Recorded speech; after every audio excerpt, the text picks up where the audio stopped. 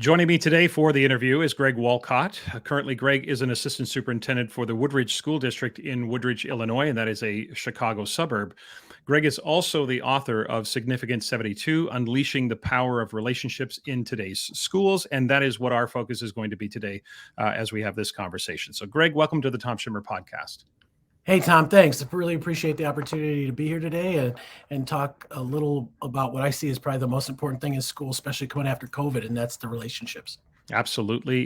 Been looking forward to this conversation. You and I had a chance to connect a number of years ago at a conference, and we haven't connected in a while, but this is a great opportunity for us to reconnect and talk about what I know you believe is a really, really important aspect of school. Maybe, as you said, the most important part. And it's great to have you here. Certainly the start of the school year is a great time to focus on building those relationships. And we are going to get to that momentarily. But before we dig into that Significant 72 and the power of relationships, Greg, let's start with you and the arc of your career. And maybe the impact points along that journey that led to you becoming an author and also an advocate for the significance of teacher-student relationships. I think, Tom, I think it kind of starts as a kid. A couple things. We moved around. I have three brothers, and we moved around a lot as a kid. And so I think I went to 9 or 10 schools during elementary, high school, middle school, nine schools in that period. So I was constantly, developing new relationships with teachers, new relationships with other kids. And I think that really impacted me in a positive way is when I had those teachers that were empowering and who helped me believe a little bit more in myself, and there was definitely a difference between some teachers and others. And so I think that kind of started things. Then my dad became an elementary school principal, and seeing and being involved a little bit more from an education and in his schools just gave me a different perspective. And so then I started played some sports in college, and we would do some basketball camps and with young kids, and that just kind of led to that pursuit then of becoming an elementary teacher, and then elementary principal, then district office, and then I started teaching grad classes, and one of the classes I taught predominantly was an action research class. And in this action research class, it was all about identifying a challenge you have in your classroom, reading some research about that, and then coming up with an intervention that you would put into place. And what I saw pretty quickly is about 50% of my grad students were putting in interventions to do their action research that were around classroom management, around discipline, around relationship building. And so it became, wow, this is, a bigger deal. And I still remember one girl, Nikki, who was in one of my classes, and she started her intervention was specifically around building relationships and doing what I talk about in my book, which is called the 2x4, where you take 2 minutes a day with 4 different kids and just get to know them. And when it came time to share her research with the class, she just kind of broke down in tears. And she said, my cooperating teacher said not to be kids' friends, that I had to stay strong and that I had to be the disciplinarian. And she said, boy, through this research did I see how wrong that was and how much I missed out. So I think those are those are the big impact points for me, and what really got me into, all right, listen, 50% of the grad students, focusing on disciplinary things and relationship building things and feedback issues around relationships, probably better take a little deeper dive. And so that's when I became really started to dive a lot deeper into it. Mm-hmm. It's interesting when you talked about how much you had moved as a young child yourself. It makes me wonder whether or not we as educators, not with any kind of malice or intent, but do we sometimes underestimate the impact of being new and the importance of trying to find our way in a new environment and build those relationships. Do you think that happens sometimes, Greg? Do you think we sometimes underestimate the impact of what it's like to be the new student in a Yeah, school? I definitely do. I think, we are so quickly worried about, I think as educators, I think you know, did this at times is I was so worried about just getting the child in and getting them into the routines, and maybe figuring out what their academic needs are that I don't think I spent as much time as I probably Right. needed to. Now looking back on it, and so I think that's one of the things that we've really pushed is, what are those, what are your welcome routines for kids that move in during the year? How are we going to intentionally build that teacher-student relationship, Mhm. especially as it gets to middle school and high school?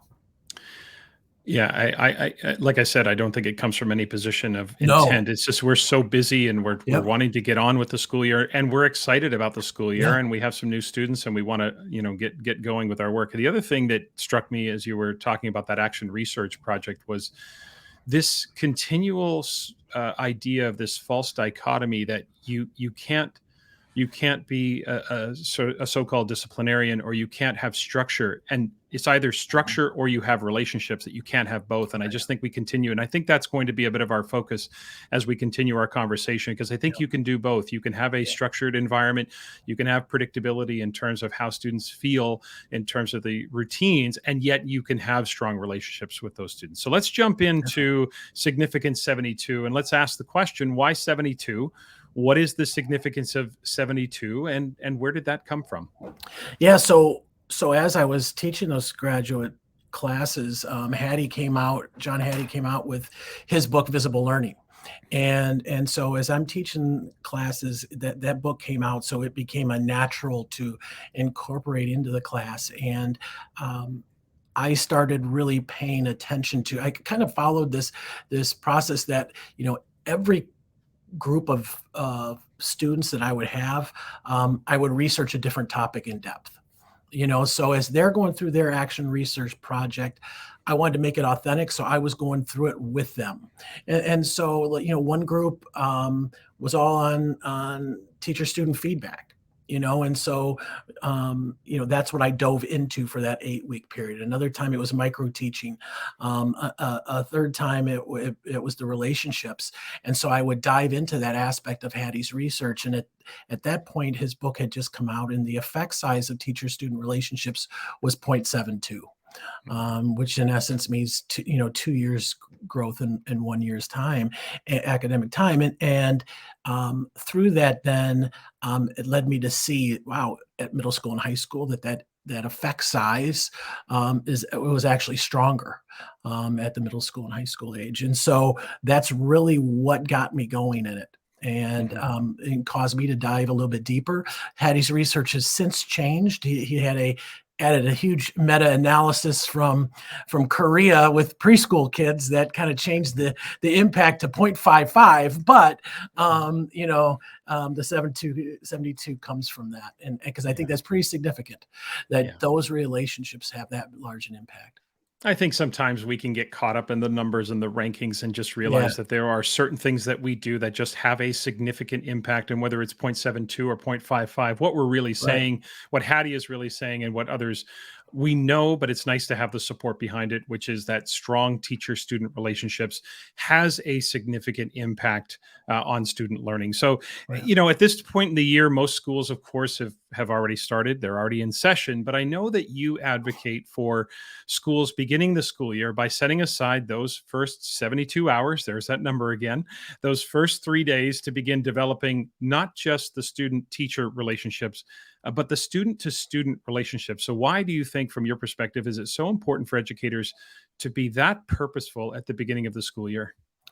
Well, I think it starts by, we have to develop that psychological, not just the relationship, but the atmosphere of psychological safety in the classroom. And at the essence of every relationship, great relationship is a sense of of attachment with someone, and that sense of attachment really is that, I have your unconditional love, your unconditional support, that you care about me as much about me as a child as you do a student, and that even if I fail in this classroom academically, you're not going to look at me as a failure, and that starting to develop that then creates that environment where mistakes are okay. If I believe you feel that way about me, if I believe and start having these connections with my kid, with my classmates, if I start feeling that, then again, I feel I can make mistakes. I feel that I can be my true self in that environment. And so it starts with those first 3 days. How are we right away going to do that? And then, over the course of the year, weekly, every day, how can we spend 72 seconds on relationship builders?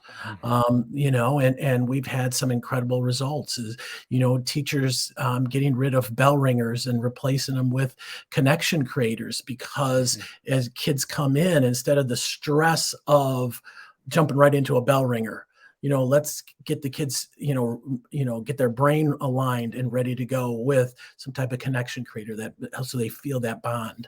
And Yeah. so it's all about that intentionality. I was just going to ask you about you talk about eliminating those bell ringers, and I think so much of what we've done historically or traditionally has been well intended, right? There's good Yes. intentions behind the bell ringers, and we understand the Oh yeah. noble cause of trying to do that, but we also recognize the stress and anxiety that that can create, and that doesn't put you in a position, because we know that anxiety interferes with brain function, it interferes with your memory, your ability to pay attention, and all of that. So as well intentioned as those bell ringers might be, I love the idea of a connection creator. What are some other strategies? What are some things, even though the school year has started, there may be teachers out there thinking to themselves, okay, I didn't start the first 3 days with relationship building, but I want to circle back. It's early enough in the school year. They probably have more of a relationship right now. But what are some other things that teachers can do to try to forge those solid bonds with their students? Well, uh, one of them is, I think one of the things I turn to a lot is, you know, um, is self-disclosure. Self-disclosure is us sharing things about ourselves, Mhm. and so I think teachers underestimate, especially as kids get older, how, when we share things about ourselves, what we did over a weekend, where we went to college, our first job, those things, that self-disclosure goes a long way. And starts, we don't let people into our life unless we care about them. So when we share those things, it sends that message. So I Yeah. think, the more we can do that, the more we can model vulnerability. I think, the number one thing that that the work has kind of proven is we have to be vulnerable with our students and let them see that. And Brene Brown writes a ton about vulnerability, and she talks, in one of her books, about trust as a marble jar, and every time you're vulnerable, you add a marble to that trust jar. Mhm. And so I think for teachers, I think those are some of the quick strategies. How can I be vulnerable? How, Yeah. how can I be vulnerable because I'm building that trust? How can I do like that grad student of mine, this 2x4 relationship, where I'm going to spend 2 minutes a day with 4 different kids just getting to know them? Or if I'm a middle school, high school teacher, a 1x4, I'm going to spend 1 minute a day with 4 different kids and just connect eye to eye with them, and Mhm. get to know them. I think those are the simple things that can be done daily that we've seen just have a huge, huge impact. Yeah, you took the words right out of my mouth. My follow up was going to be, how important is it for us to model vulnerability, Mm. and you took that word right out of my mouth. And I think what I really appreciate about the 2x4 strategy, or any strategies like that, is two things. One, it's very purposeful and predictable for the teachers to methodically and purposefully go about building those relationships, and it also is an answer to the question of, Greg, what am I supposed to do when I have 120 or 150 students on my rosters every day? How do I build relationships with all of them? Well, you build them 4 students at a time, right? You Yeah, you connect with them exactly. in that way. I want you to take some time and walk us through what you call the CAP matrix. Because I thought this was a very clever way to look at the balance between care and academic press. And by the way, I absolutely love that expression, academic press. Yeah. So our relationships, of course, need to find the balance between academic press and care, and sometimes they do not. So explore that with us. Help us understand what you mean by the CAP matrix, and some of the maybe the missteps that we may come across. Yeah. So basically, when I was teaching my grad students, I started surveying them who was the best teacher they ever had. Not their favorite teacher, who's their best teacher. And as I started doing that, there were two huge trends that all of those great teachers had: high levels of care and high levels of press. And so, when we look back and your listeners, our listeners, can look back and think of those great teachers and what did they do differently? Well, they cared about me, they cared about my growth, but they pushed me hard. And so it had to be the two pieces. And so basically, then if we kind of use those as, if we kind of use that as our guidepost, or and those two pieces as our cornerstone, we can kind of create this matrix of high levels of care or low levels of care, high levels of press or low levels of press. And press being a little different than expectations. We can say we have high expectations, but do students feel that? And I think that's the difference with academic press. Academic press is I feel as the student pressed by you as my teacher to succeed. And so, we can then make a matrix of 4 different type of teachers. And so low press, low care is Wanda, whatever, doesn't really care what's going on in your class, right? And we don't have that many people. High press, low care is kind of Dan the drill sergeant. We've all can think back of who that teacher is. High care and low press, I call Chris the camp counselor. And we can think of that classroom. You and I talked about our friend Tom Herrick, and Yeah. Tom and I were sitting together one day and talking about that teacher is kind of the cotton candy classroom.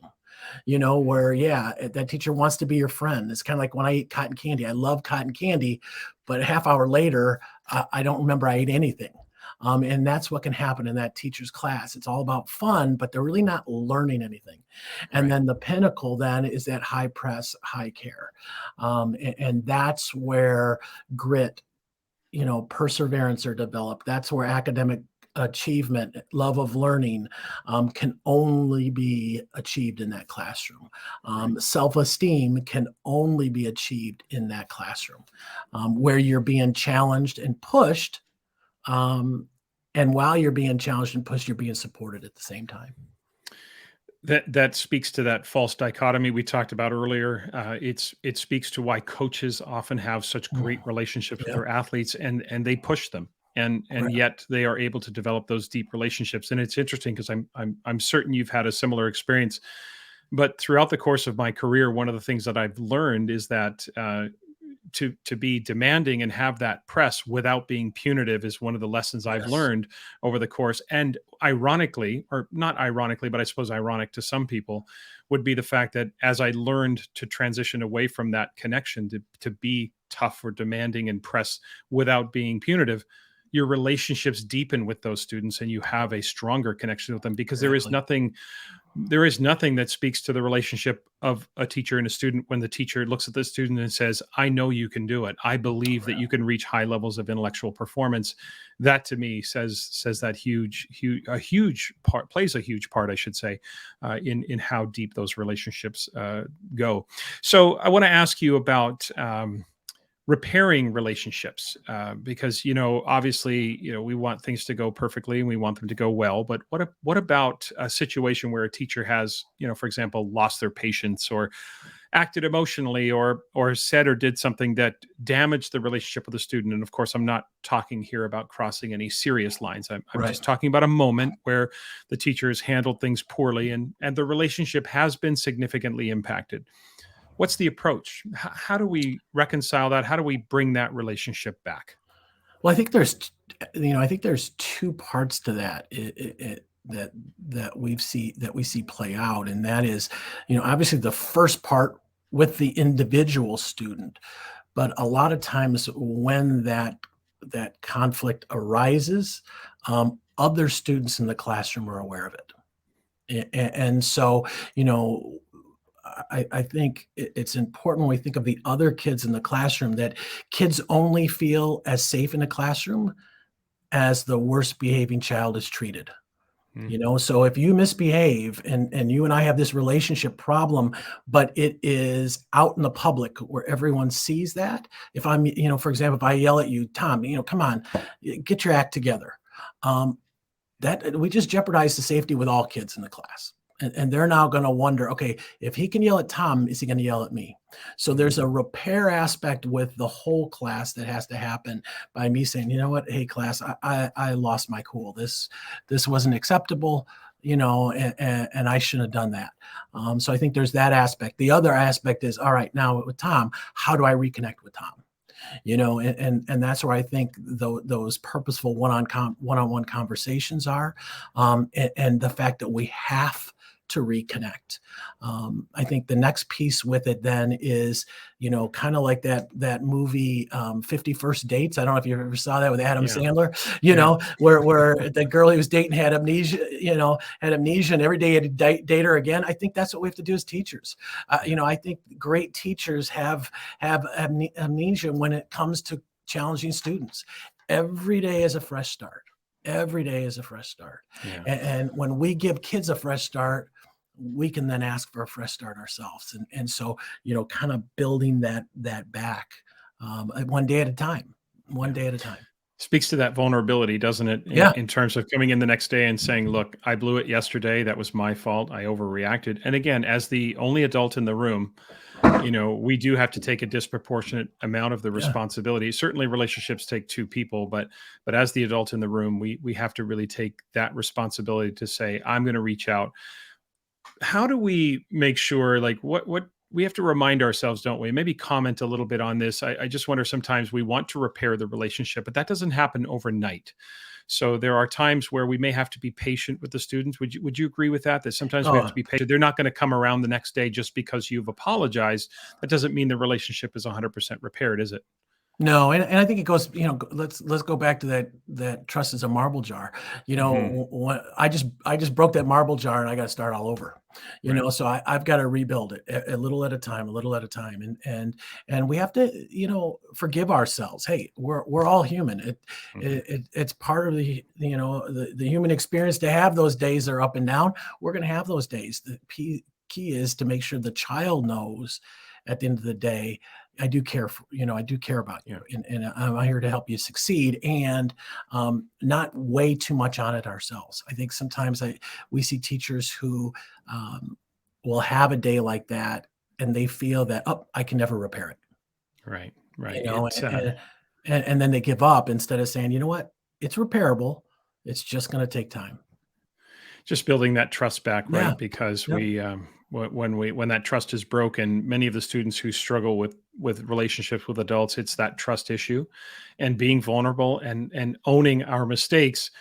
There's often adults in their lives who have never owned up to their mistakes and Right. owned up to their responsibility for the damaged relationships that they have in other aspects of their lives. So that modeling to me is, again, it comes back to that modeling. It comes back to Yeah. being vulnerable, building that trust back up. And I think you're absolutely spot on when you say, look, it's going to take some time. We smashed the jar. We've got to repair that jar, and we've got to start adding marbles back into that.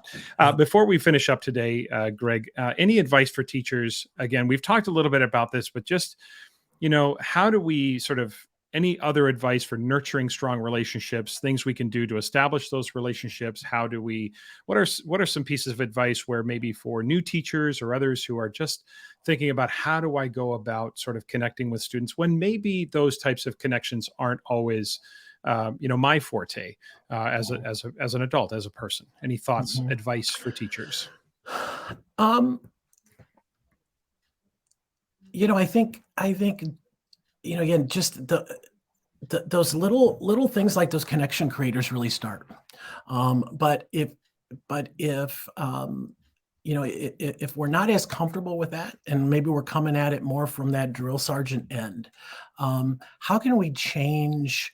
Um, how can we change just some of the phrasing of how we do things? And preface why we're doing things with a sense of care. Tom, I'm pushing you hard today because I feel you're capable of achieving at high levels. If I didn't think you were capable of achieving at high levels, I'd give you something easy. Just that simple message is empowering, as opposed to and shows a level of care. So even if we start changing some of the words like that in our phrases and things like that, we can start sending that message. um, you know I think, again, just that, kind of connecting back to times where we didn't have that relationship, and what our achievement could have been had we been that way. Yeah. And not only with the teacher, but the group. And so I think one of the things that we're seeing a lot of impact is from right now is, when teachers start thinking of that social risk that students take in the classroom, when they raise a hand or things like that, we can put ourselves back in a position when we didn't do as well because of the social risk in the environment, and that if the relationships were better in the environment, we probably would have taken a little social risk and therefore achieved at a higher level. And so let's come connect back to that, and really build that relationships amongst the classroom. Yeah, that connection makes me think about at least beginning to know your students as learners, and what sort of connects with them as far as the learning. You may hesitate to be vulnerable with them in terms of your private life. Not that you have to share the Right. deepest, darkest secrets, but you may not want. There are some teachers who aren't comfortable sharing anything personal. Right. But one way that it makes me think about building relationships with students by starting with knowing them as learners, and what inspires them, and what they're curious Yeah. about, and how to connect with them that way. Yeah, and Uh, that's one of the reasons why those one-on-one conversations are so right, key. You right. know? That to me is, and the other part, again, coming right back to what we talked about earlier, those 2x4 strategies for those who are uncomfortable with, stepping out, and being a little bit vulnerable. Those types of predictable systems or structures or routines can help create a kind of opportunity for me to build relationships in a way that's a little bit more methodical and purposeful, and that Right. actually helps me break out of my own comfort zone. Exactly. Yep. So, two questions, Greg, as we finish up. Really appreciate you taking the time to be here. Two general questions I'm going to finish up with you today, and the first one is educationally focused, and you can take this in any direction you want. But educationally speaking, what keeps you up at night? Um, I think the piece that keeps me up right now is, maybe under the umbrella of staffing and Mm. future staffing. And number one being the stress. I think under that kind of the stress level of what educators are facing, and some of the challenges that educators have. I think the fact that fewer people are going into the profession, at least here in the United States. We used to put out a job application and have 300 people by the end of the day for a elementary school position. Now we're lucky if we have 30 after 2 weeks. And so I think that's what keeps me up at night, and that what how might we help people see the great value in being an educator. Yeah. And how do we help those that are involved and already in education want to stay in it, and how might we help them reconnect with why they went into the profession in the first place, Yeah. you know, and you know, and that's another reason why I think I push the relationship so hard is, you know, that's why we got in it. And, you know, and teachers that say, wow, you know, okay, you forced me to do those 2x4 conversations, but you know what? That was a highlight of my day. Yeah. And I can't wait for tomorrow to have the 2x4 conversations with the next group of Right. kids, Right. you know? And so how do we keep educators in the game It's mentally and physically? absolutely, you know, it's a education and educators are an easy target and Yep. often take it on the chin from society. And I don't really know what the answer to that is, other than the fact that we have to find a way to reverse that. Because you know, those who connect to the profession, those who are in the profession, know how incredibly rewarding it is, and yet for so many, they've just lost interest in a profession that I think there's a bit of mythology around, you know, the profession, and the idea that you know, the way that society talks about educators and teachers, we have to find a way to reverse that. This is Definitely. the last question for today, Greg. It's a question I ask everyone I interview, and it really is a question about success and happiness. And the question really is quite simple: is whether it's personal or professional, and I'll let you take this wherever you want to. What is your definition of success? You know, I think my definition of success is really having the knowledge, skills, and attitudes to kind of navigate all the obstacles and opportunities that life brings forward. You know, do I have the, you know, I think success is having that knowledge, the skills, and the attitudes, Yeah. using our strengths that we each individually have, um, to handle everything that comes our way. That to me is success. Yeah. Is, you know, can I handle everything? Do I have, you know, we're gonna have a bad day, but do I have some strategies that I know how to combat after a bad day? Do I have an Yeah. attitude that, hey, I realize, oh, okay, again, 51st dates, so we're gonna start again tomorrow, you know? Yeah.